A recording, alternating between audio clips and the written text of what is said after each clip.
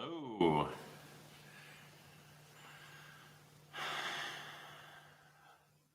How's everyone doing? Can you hear me? Let me know if you can hear me. Sometimes it takes a second for the audio to kick in.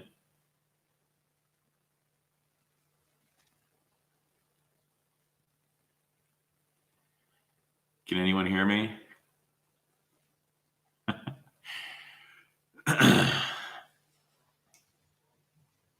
I don't want you to have to read lips. All right. Von Whalen. Awesome. Awesome. Thank you. Greatest of all, Texas. Good to see you. Von Whalen. Good deal. Very cool. Awesome. Thanks for coming in, guys.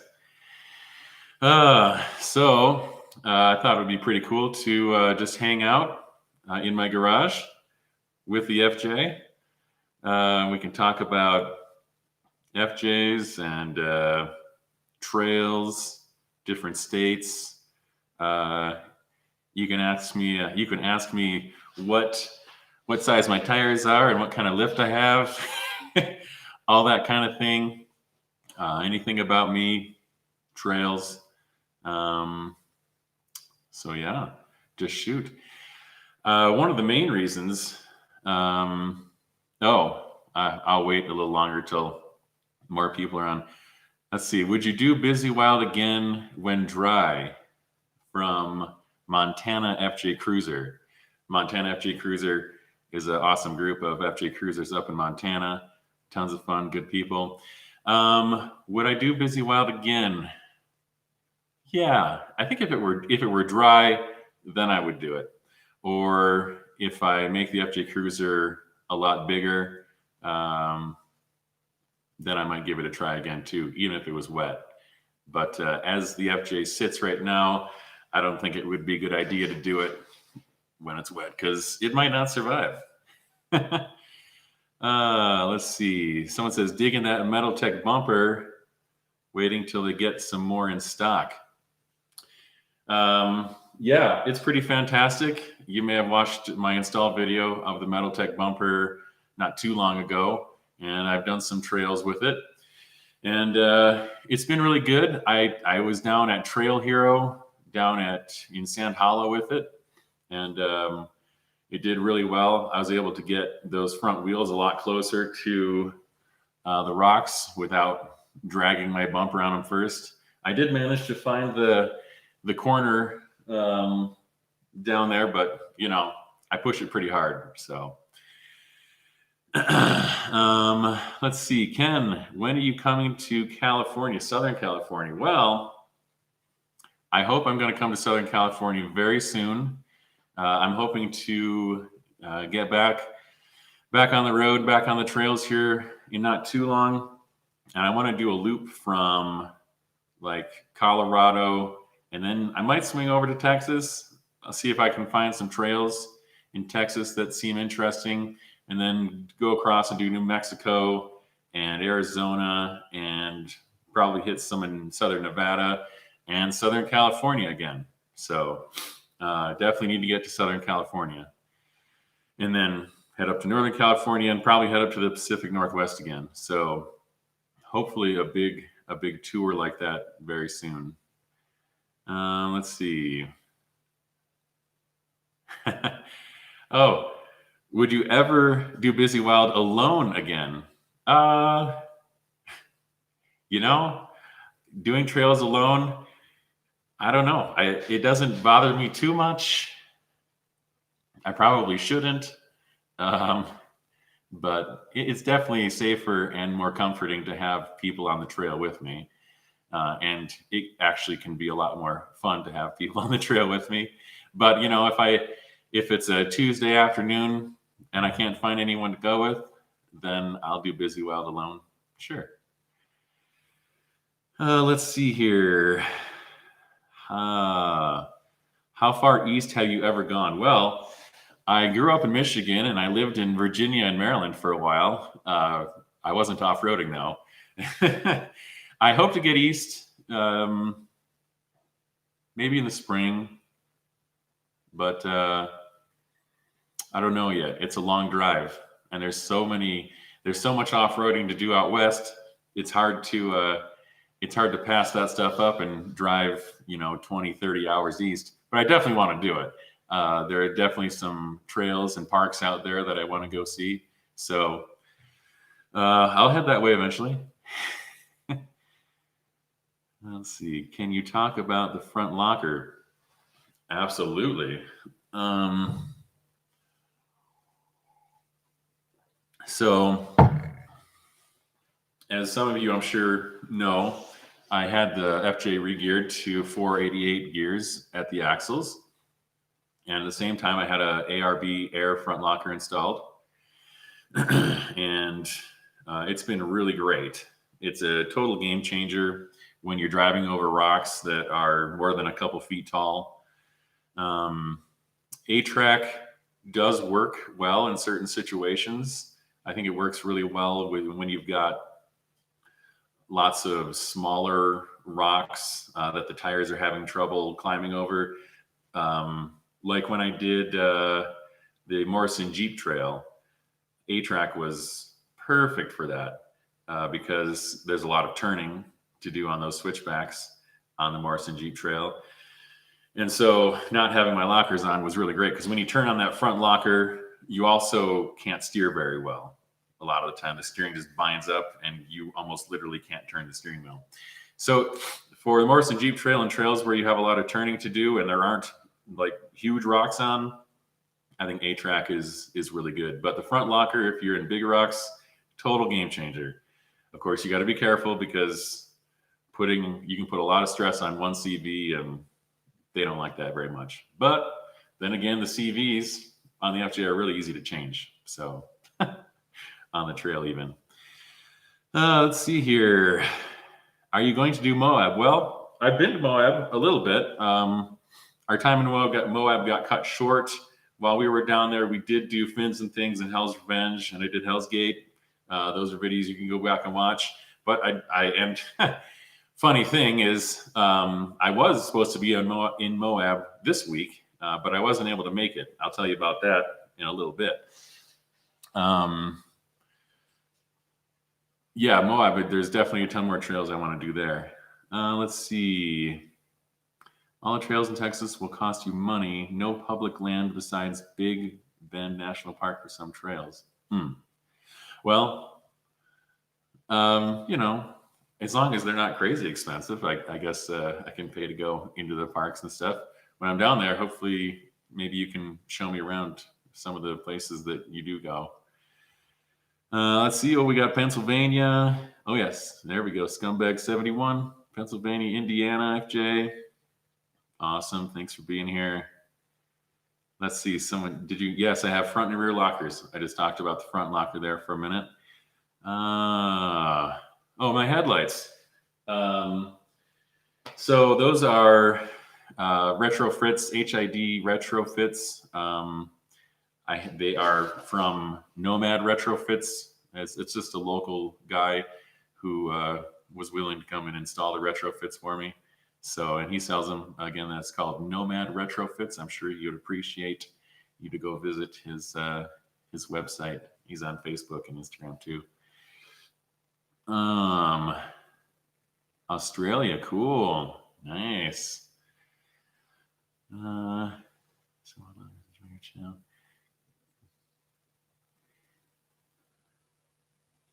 Recommended spare parts to bring when you're out on the trail.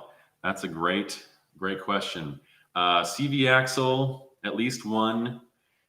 Inner tie rod, at least one. An outer tie rod.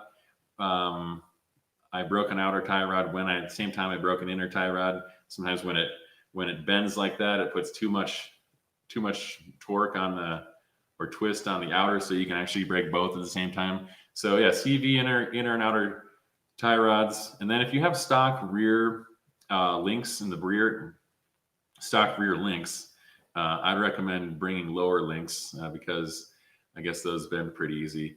I've got ResFab rear links, and besides the powder coat coming off of them very quickly, they are extremely strong. really hammered on those, and those ResFab rear links are pretty fantastic. Oh, Busy Wild, yeah. I won't do it when it's wet. Maybe when it's dry. All right. I love your channel from Mexico. Nice. I love it when Elizabeth spots for me and when Elizabeth comes on trails with me. That's always the best. And yeah, I like it when she drives too. She's really good. She is really excellent.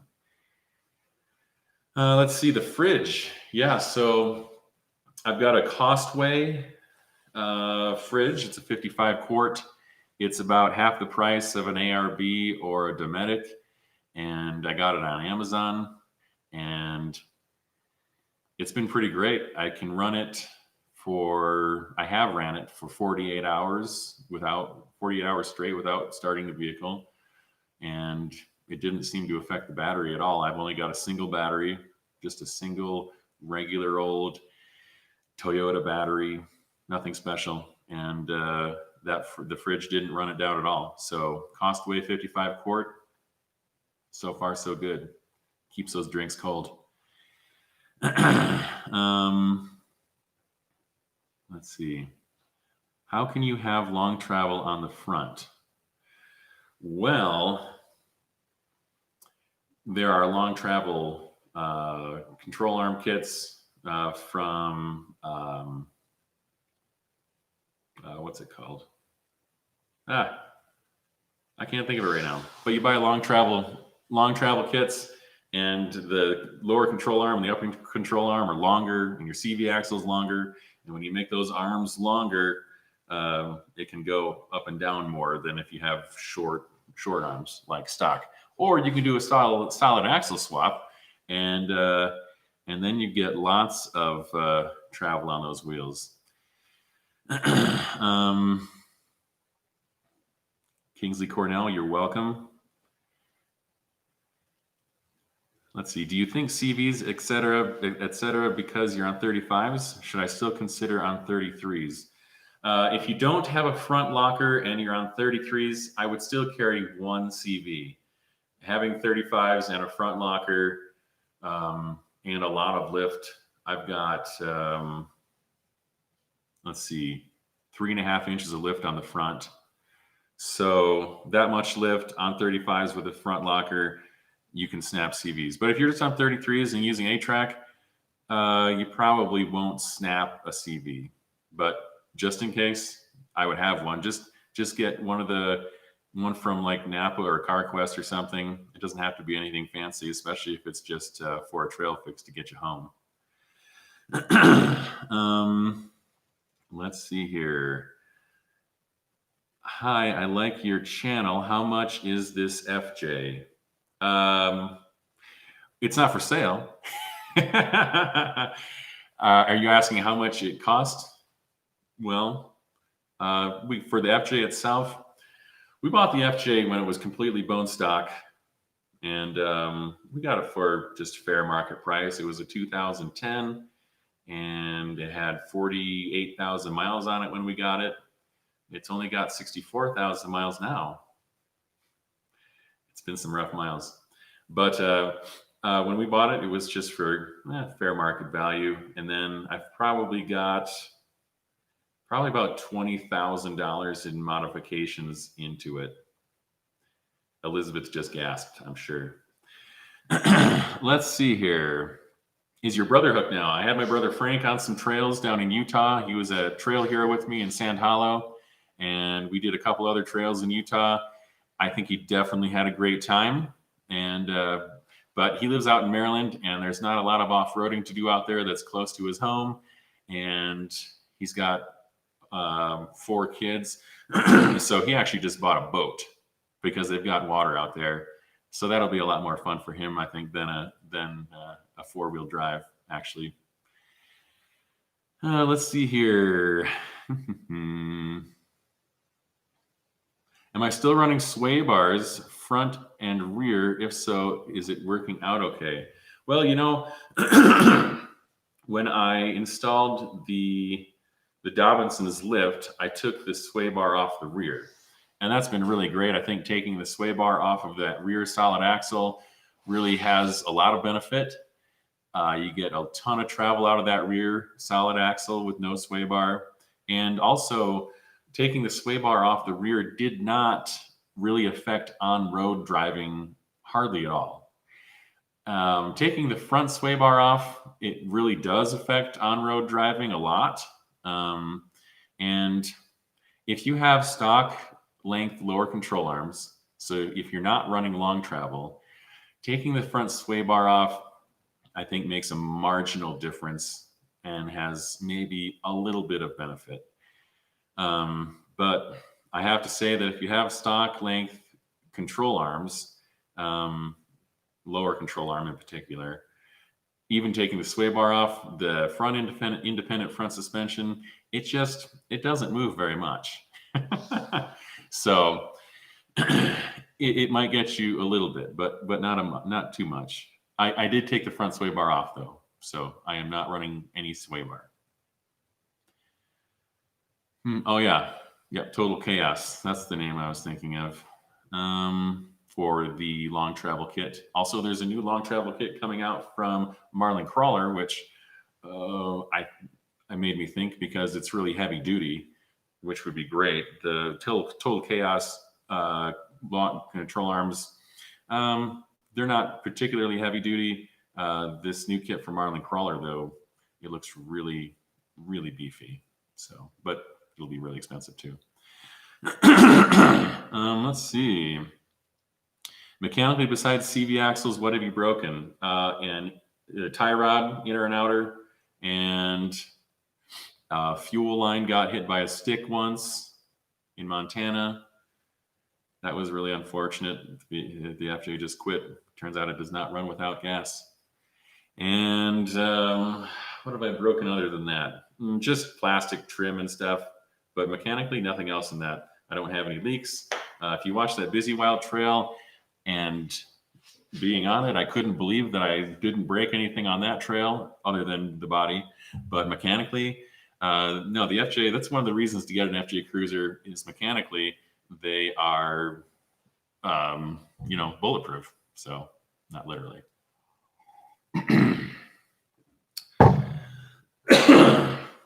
All right. Oh, hey, look, Frank's in the chat there. He says, "Yup, love the boat." I hope you love four-wheeling too.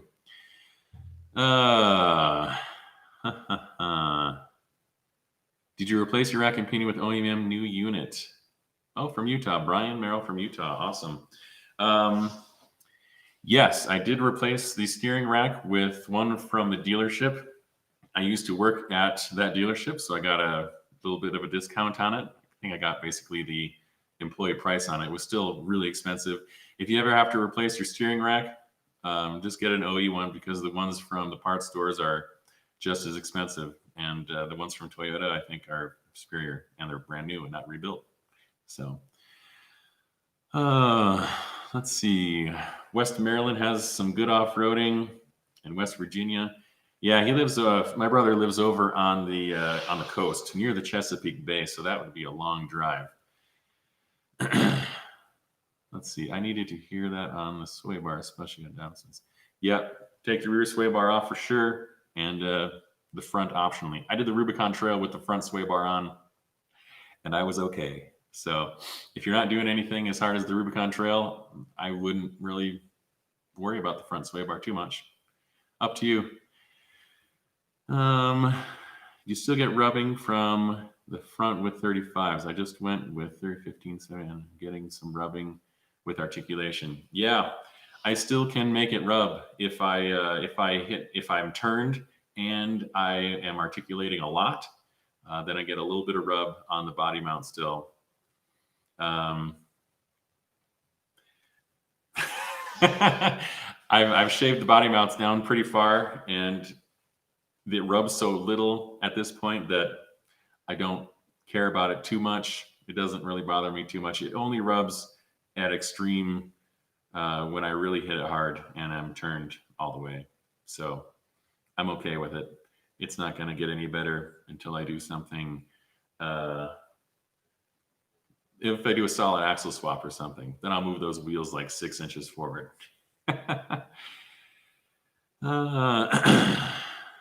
Let's see. Greatest of all Texas asks, I always trailer my FJ to the trail, so you don't need the sway bars. Maybe daily drivers would benefit from theirs more. Yeah, definitely. The road manners I got from removing the front sway bar don't bother me very much because I almost never drive on the road with it. Just to get to and from trails, that's about it.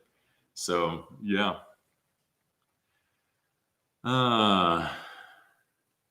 That fender door glass mirrors. Yes, I think you're referring to Busy Wild when I broke all of those things. The driver's side fender over there is pretty smushed in, and I totally smashed this door, this passenger door. But then I got this scrape right here almost immediately on Blanca Peak down in Colorado. There was a branch, and I dragged the brand new door. Well, not brand new, but the new to me door on a stick and scraped that. Body damage is, I care about body damage, but it doesn't bother me to the point, I don't know. You know, the FJ is a machine and I use it to off-road and it's going to get bumped and bruised. And that's just what it's for me. So, let's see, Colorado 4x4.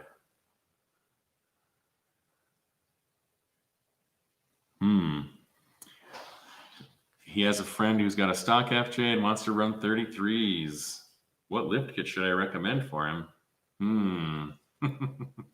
Well, if you're just going to run 33s, I would just level the front. Get some Bilstein 5100s and just level the front and put 33s on it. All done. Easy. Yes, the new bumper. That is a Metaltech tube bumper. I did replace the Expedition 1 plate bumper. You can go back and watch that video. I did install on this Metaltech bumper. I did it for clearance primarily. Looks are up for you to decide. Some people think the plate bumper looks better, but some people like the tube bumper. I like the tube bumper. I like how it looks, but I really like how it functions. So, and function is really what I'm after. And it's been great so far. I've winched with it several times and it didn't fly off the vehicle. So, and I've hit some rocks with it already and it's holding up great. Let's see. Montana FJ Cruiser asks the most important question, what next for the FJ? Well, what do you do now? I think I've reached kind of the peak of upgrades as the FJ sits now. I'm not going to go to 37-inch tires. I'm not going to do a long arm front suspension. The next upgrade that I am working on that probably won't come to fruition until at least next summer is 1-ton axles, solid axle swap front, and then 1-ton axle in the back. A Dana 60 in the front and a Sterling 10.5-inch in the rear. That will be transformative for the FJ, and I plan to go to at least 40-inch tires at that point. So that's what's next for the FJ. But other than that, yeah, there's nothing really left for me to upgrade functionally on it, I don't think. So let us see. First time I watched live YouTube. Oh, well, thank you. Frank says four-wheeling is indeed fun. Good. I'm glad he had a good time, and I'm glad that he didn't roll the FJ when he was driving it. Yes. Yep, we did buy the FJ as a daily driver, believe it or not. My wife and I went to a local Toyota dealership, and they had it sitting on the lot. It was just a nice, perfectly clean, just pristine FJ Cruiser, and she said, "Oh, I gotta have that so I can drive it to work." And then we had it for a couple months, and that quickly ended. And then we drove it up the mountains, and we got some pinstriping, and the rest is history. Let's see. A Santa Claus snorkel piece. That's a good idea. I've thought about different snorkel heads for different seasons. Eventually, when there's not a season for the snorkel, I do want to put a pre-cleaner on it. I think that would be the most effective way to use a snorkel. So let's see here. An exhaust system. I don't know if someone said you only need an exhaust system now. An exhaust system, I would hate to spend money on an exhaust system because the exhaust is not protected by my skid plates, and my muffler is pretty crunched. So I'd hate to spend money on a nice exhaust system and have it damaged on a trail. That would be disappointing for sure. Let's see here. Oh wow, hey, Barack Obama's in the chat. Nice. Let's see. He has an FJ Cruiser with 250,000 miles on it, and he's about to get a Reman manual transmission with OEM clutch.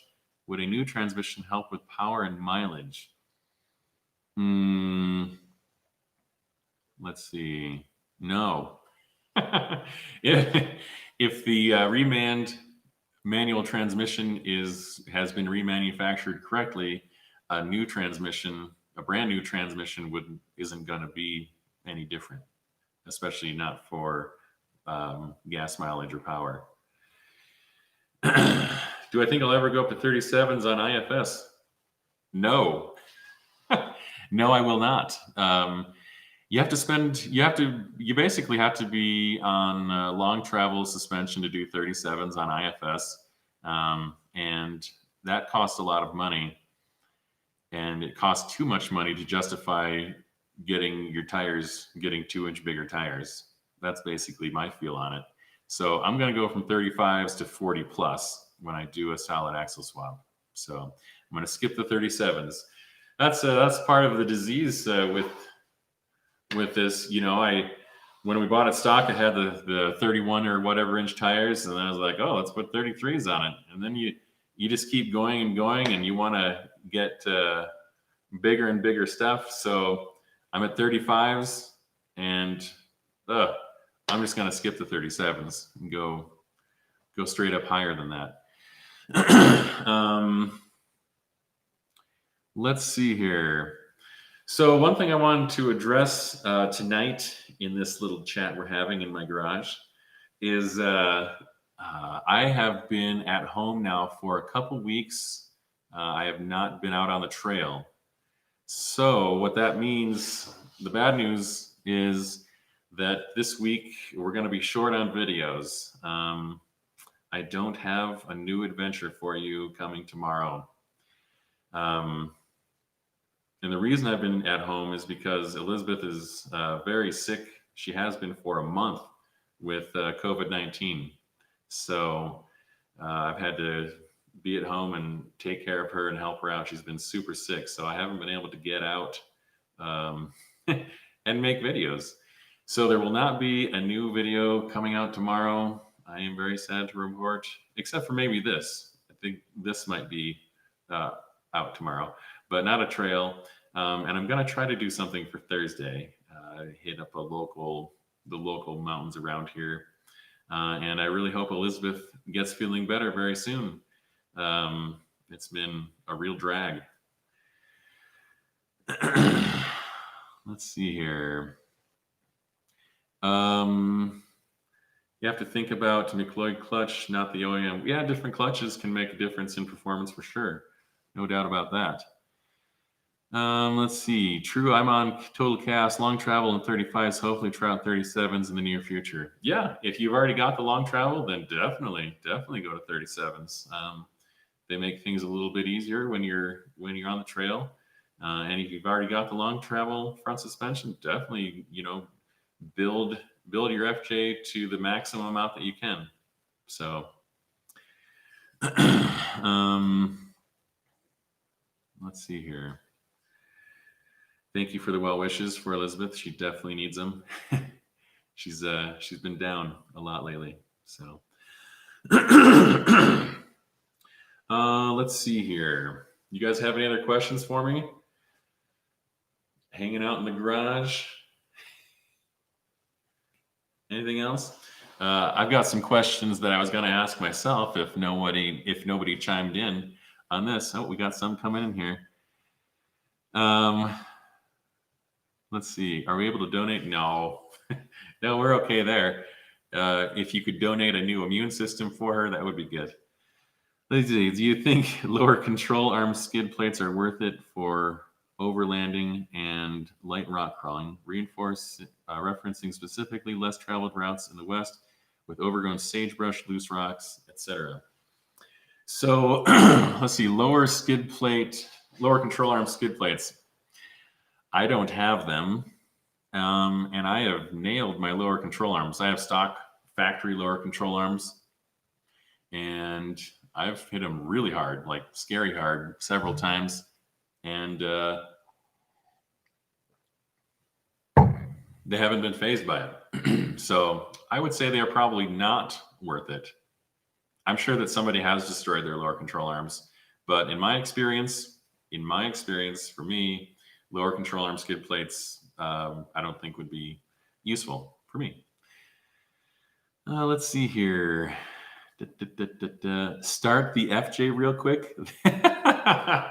It would just sound like a really loud fan in here. And also I would, I'm in a little garage here, so I'd suffer the effects of carbon monoxide maybe. Let's see, the old bumper. So as I was talking about earlier, I replaced my Expedition 1 plate bumper with this Metal Tech 2 bumper. The old plate bumper is already spoken for. So let's see. Have I rolled the FJ? No. My goal on trails is to make it through the trail without rolling. And that kind of goes back to body damage a little bit. So I don't want body damage, but it also won't stop me from doing something. My ultimate goal on any trail really is to not roll the FJ. And I haven't done it yet. If I do ever roll the FJ, it's going to get a roll cage and a canvas top. So I've got a plan for that. So anyways,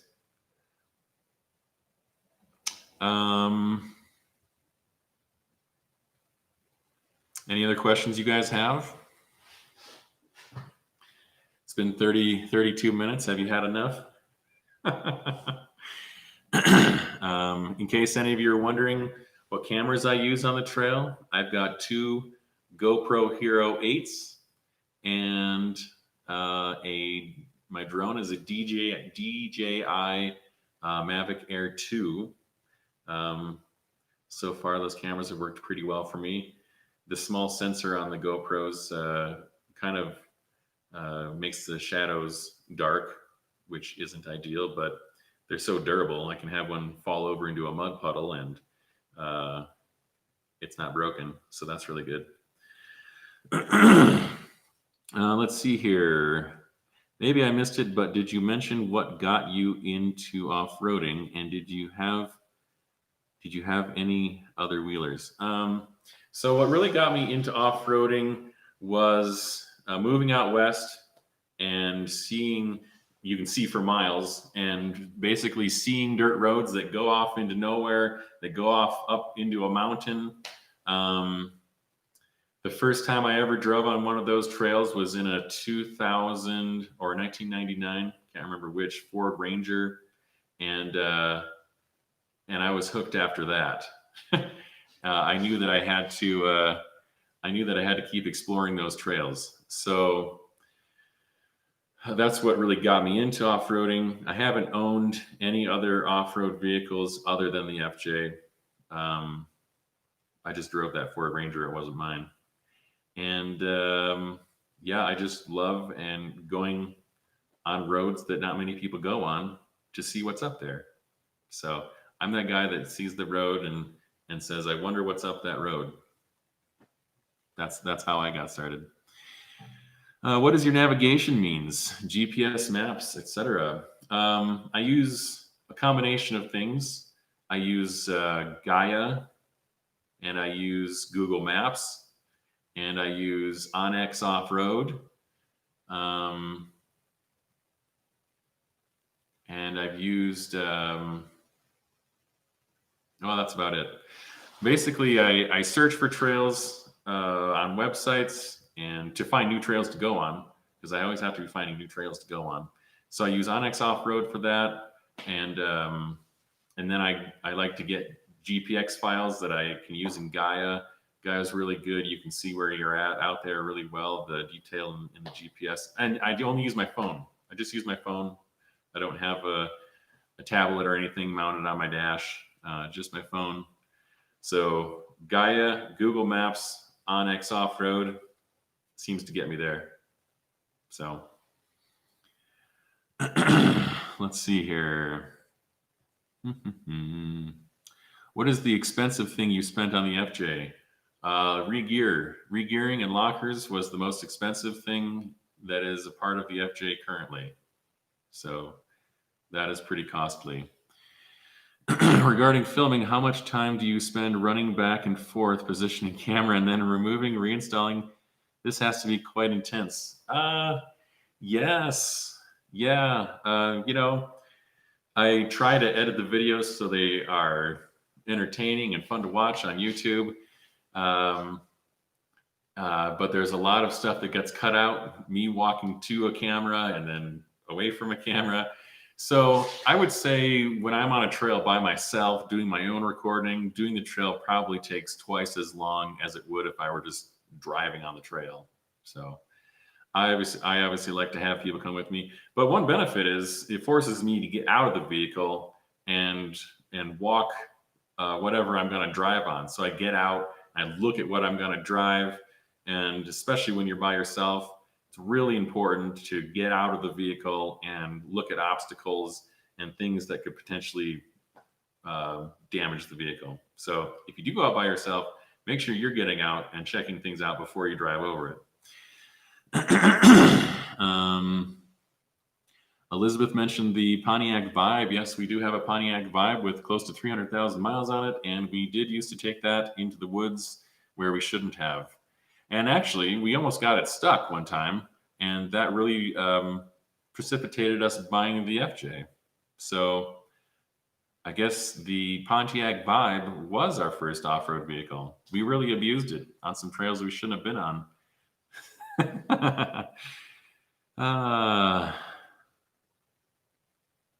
What would be the first upgrade you'd recommend on a bone stock FJ? All-terrain. Well, if you're going to take it off-road, I assume that's the intent.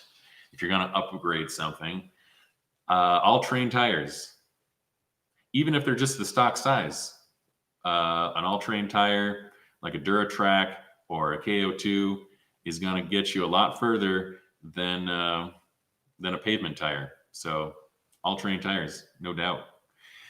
Bloopers video. I've thought about it, but I don't know. Me tripping over rocks and falling and or hitting my leg in the door of the FJ. I don't know how entertaining that is. Because when the FJ is leaned up and you open the door, that door wants to come down and kill your leg. That's pretty funny. Let's see here. Oh, yes, the passenger side armrest. You should definitely get a passenger side armrest. Have you put the Snorkel to use?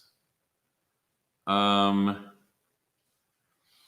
yes, air goes through it, so it is definitely being used. I have not driven through exceptionally deep water with it, no. It is keeping my air filter cleaner, which is really great. It sucks in a little bit less dust up there for sure, no doubt about it. And when it comes to water and the Snorkel, if I only use it once for that purpose, then it'll be worth it. Because you only have to suck water up into your engine once to ruin it. So I'm happy to have the Snorkel, and if I ever get into some deeper water, that I want to be in, then I'll be glad that I have it, because it'll reduce the chance of catastrophic failure.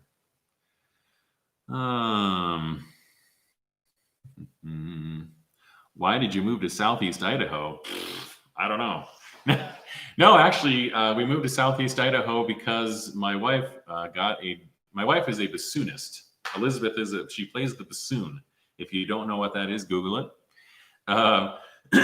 And that's a highly specialized field. And she got a job teaching at BYU, Idaho, here in Rexburg, Idaho. And so we moved here for that. I was a Chrysler and Toyota technician, so my job is really portable, and so it was easy to move to southeastern Idaho, and for her to take her very specialized job playing the bassoon. So let's see. Thanks, Riff Dude. Any plans for winter wheeling? Yep, of course. We'll get out in the snow. We'll get stuck in the snow. Would you ever do an engine swap? And if so, what would you go with? No, I don't think so.